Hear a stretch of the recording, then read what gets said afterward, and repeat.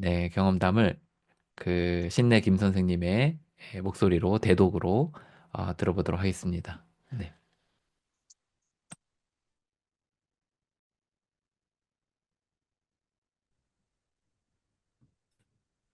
안녕. 오늘은 친근하게 반말체로 해볼게.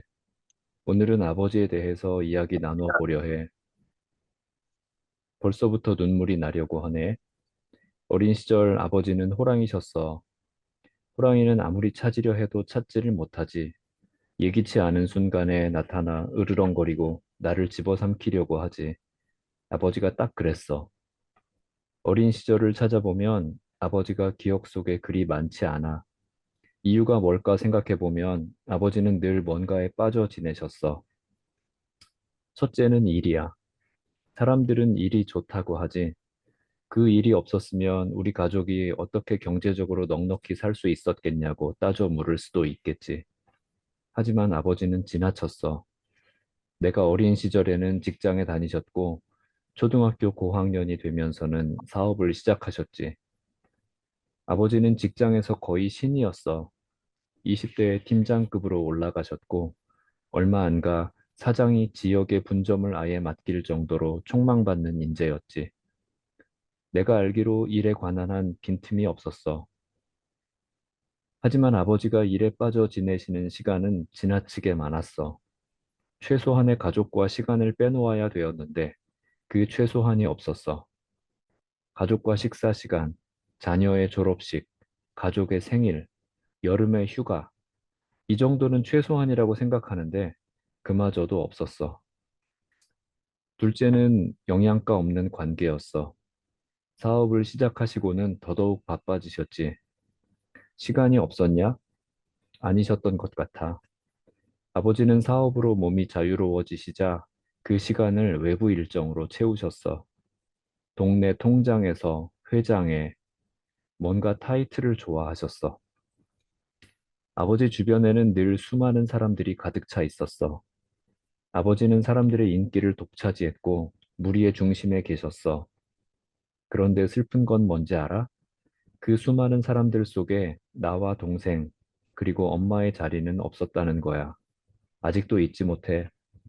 억지로 어머니의 권유로 가족과 같이 있을 때 지으셨던 아버지의 지루해 하시는 표정. 셋째는 술이었어. 아버지는 술을 짝으로 가져다 두시고 드셨어. 늘 친구들을 집으로 불러들여 밤새 젓가락으로 밥상을 두드리며 노래를 하고 술을 드셨어. 술을 먹고 집을 찾아오지 못하신 적이 여러 번이야. 술에 잔뜩 취해 길거리에서 넘어져 온몸에 피가 나서 휘청거리며 집으로 돌아왔을 때 어머니는 아버지의 피 묻은 옷을 벗겨주셨어. 너희는 모를 거야. 이 장면이 내게 얼마나 실망으로 다가왔는지. 어린 시절에 완벽하기를 바라고 영웅처럼 느껴져야 할 아버지가 휘청거리고 피를 흘리며 다른 사람을 의지하며 지내야 했던 그 모습은 의지할 그 누군가가 없어진 느낌이었어. 넷째는 여자였어. 아버지는 끊임없이 세컨드를 만들고 싶어 하셨어. 하지만 무례하고 이기적인 아버지의 성격상 그런 사람을 만들기 쉽지가 않았어. 돈으로도 그런 여자를 못 만들었을 정도면 얼마나 사람을 힘들게 했을지 짐작이 될 거야. 그래서 아버지는 자연스레 돈으로 여자를 사는 일회성 만남을 이어가셨어. 꼬리가 길면 밟힌다고 했던가? 아버지의 여자 문제는 결국 들통이 났고 어머니도 자녀도 모두 이로 인해 고통받았어. 마치 냄새나고 보기 흉측한 시체를 눈앞에서 보는 것처럼 힘들었어. 나는 아버지에게 맞은 적이 한 번도 없어. 그래서 가정폭력 피해자들은 나에게 호사로운 고민을 한다고 해. 그런데 그렇지 않아. 우리는 한정된 에너지를 갖고 있잖아. 그리고 그 에너지를 어딘가에 쓰면 써야 할 곳에 못 쓰는 게 상식 아닌가? 나는 아버지로서 가정을 꾸렸으면 가정에 써야 할 에너지를 남겨두어야 한다고 생각해. 생애 중요한 순간에 같이 있을 에너지, 상대의 필요를 살피고 채워줄 에너지, 힘들 때 위로해줄 에너지. 아버지는 자신이 가진 모든 에너지를 다른 곳에 몽땅 써버렸어. 지금 생각하면 에너지가 부족하니 그 에너지를 우리에게서도 빼앗아 썼던 것 같아. 인생에 대한 한탄, 다른 사람 욕, 신경질적인 반응을 우리는 고스란히 받아내야 했어. 결국 우리는 아버지의 무례한 태도에 반응하지 않으므로 아버지의 속풀이 대상이 되었던 거지. 대학에 가면서 나는 아버지의 영향에서 벗어났다고 생각했어.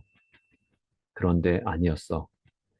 아버지는 늘 내 안에서 나에게 지속적인 영향을 미쳤어. 첫째는 미움이었어. 나는 아버지에 대한 욕을 달고 살았어. 솔직히 말할게. 아버지에 대한 욕은 이상하게 묘한 쾌감이 있었어. 내 인생이 이렇게 된 건 다 아버지 탓이라고 하며 내 현재의 비참한 삶에 대해 내 책임에서 빠져나갈 수 있었어. 정말 다 아버지 탓이었을까? 나보다 더 심한 사람도 있었는데 그들 중에는 그걸 극복하고 멋지게 날아오른 사람도 많은데 정말 아버지 때문에 내 인생이 이 모양 이 꼴이 된 걸까? 꼭 그렇지만은 않을 거야. 그런데 그 순간에는 탓할 누군가가 필요했어. 둘째는 아버지 상에 대한 이미지 부재였어. 나는 이후에 결혼을 했어. 아내와 다툴 때 어떻게 대화하는지 몰랐어. 아버지는 어머니와 다투면 극단적으로 언성이 높아졌기에 나도 그래야 하는 줄 알았어. 자녀를 낳아 키울 때 어떻게 대해야 하는지 몰랐어. 내 딴에 열심히 했지만 늘 이게 맞을까 하는 확신이 부족했어. 그래서 중요한 순간에는 흔들리곤 했어. 셋째는 신에 대한 상상력 부재였어. 나는 12단계를 밟으면서 신께 맡기라는 이야기를 자주 들었어. 신은 인격체라고 하시는 거야. 아버지라고 부르라고 하는 거야. 아버지라고 불러도 허했어. 전혀 와닿지 않았어. 그래서 다른 용어들을 써야 했어. 나보다 더 큰 힘, 목자, 사장님, 왕과 같은 다른 것으로 대체해야 했어. 시간이 지나서 나도 누군가의 남편이 되고 누군가의 아버지가 되었어. 나는 결혼하고도 아이를 낳고도 한동안 아버지를 욕하고 다녔어. 그러다가 아버지가 이해되는 몇 가지 포인트가 있었어. 첫째는 아버지도 어렸어. 그런데 문득 아버지가 결혼을 했던 그때를 떠올려 보니 20대에서 30대 초셨다는 생각이 들었어. 맞아. 아버지도 어렸어. 지금으로 치면 대학생이나 사회 초년생 정도에 결혼하고 애 둘을 낳고 회사 지점장이 된 거야. 아버지도 일에 빠졌을 수도 세상의 명예가 좋았을 수도 있겠다는 생각이야.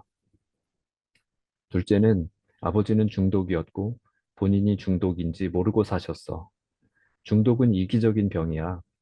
아버지가 오로지 자기만 알았던 그 모습이 이해가 되었어. 중독은 병이니 누구도 병자를 욕하지 않잖아. 셋째는 신께서 아버지를 불쌍히 여기신다는 거야.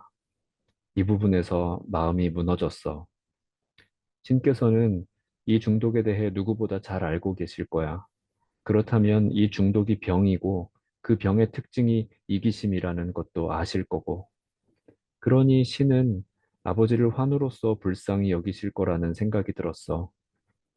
자신의 잘못도 모르고 자신도 주변도 처참하게 망가뜨리는 이 아픈 이로 인해 얼마나 신께서 마음 아파하실지 떠올려 보니 나도 아버지가 불쌍하게 여겨지더라. 나는 얼마 지나 이해를 넘어선 아버지에 대한 미움을 처리하지 않으면 안 되겠다고 생각한 계기가 있었어. 내 안에는 여느 며느리처럼 시댁의 원한이 있어. 특히 시누이. 그런데 처음엔 이걸 가벼이 보았거든. 어느 날 정도 이상으로 큰딸을 혼내는 걸 보았어. 왜 그런가 물어보니 자신도 모르겠대. 이런 일이 반복되어 일어났어. 나중에 진지하게 아내와 대화하는 가운데 아내가 무심결에 이런 말을 했어. 큰딸의 모습이 시누이와 닮아서. 소름 돋지 않아? 누군가에 대한 미움이 가슴에 자리 잡을 때 현재의 나의 다른 영역에도 악영향을 미친다는 사실이. 나는 결심했어. 아버지에 대한 미움을 처리하기로. 첫째로, 나는 충분히 애도했어. 아버지로 인해 잃어버린 삶을 충분히 애도했어. 12단계 공동체는 현재에 초점이 있어서 과거를 애도하기에는 어려움이 있어. 나는 같은 어려움을 겪는 사람들과 긴 시간 대화를 나누었어. 울기도 하고 가슴을 치며 아파하기도 했어. 그런데 이 시간을 너무 오래 가지면 또 어려움이 있어. 주변에 여기에 머무는 사람들이 있더라고. 애도하고 넘어가야 하는데 자기 연민에 빠져 수년째 자신을 불쌍히만 여기고 앞으로 나가질 못하는 거야. 나 같은 경우에는 이런 만남을 몇 달을 지속하면 자기 연민에 빠지더라고. 진하게 두세 번이면 족한 것 같아. 둘째로, 아버지를 병자로 이해하기 시작했어. 이런 면에서 12단계 공동체는 도움이 많이 되었어. 뼛속까지 중독에 대한 이론을 새겨주어서 아버지를 이해하는 데 도움이 되더라고. 왜 아버지가 그렇게 행동했는지 알게 되니 비로소 아버지에 대한 미움이 조금 줄어들더라고. 셋째로, 아버지와의 관계를 객관적으로 살펴보았어. 정말 아버지만 내게 해를 끼쳤나? 라는 질문 앞에 겸손하게 서봤어. 아니더라고. 절대 아니더라고. 나도 해를 끼쳤더라고.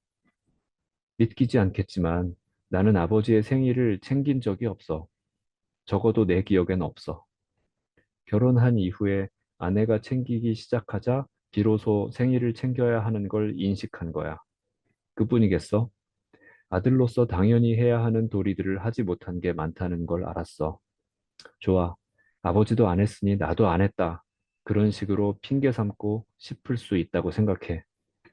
그게 아니라면 최소한 환우가 집에 있다면 병수발의 느낌으로라도 치료를 도와야 하는데 그런 생각은 눈꼽만큼도 없었어. 오로지 나만 생각했어. 내 삶, 내 미래, 내 문제, 내 가족.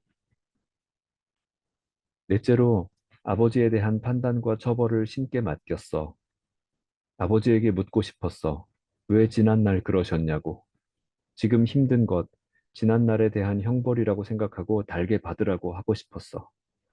이 마음 깊은 곳에 아버지에 대한 판단과 처벌을 하려는 의도가 있다는 걸 알았어.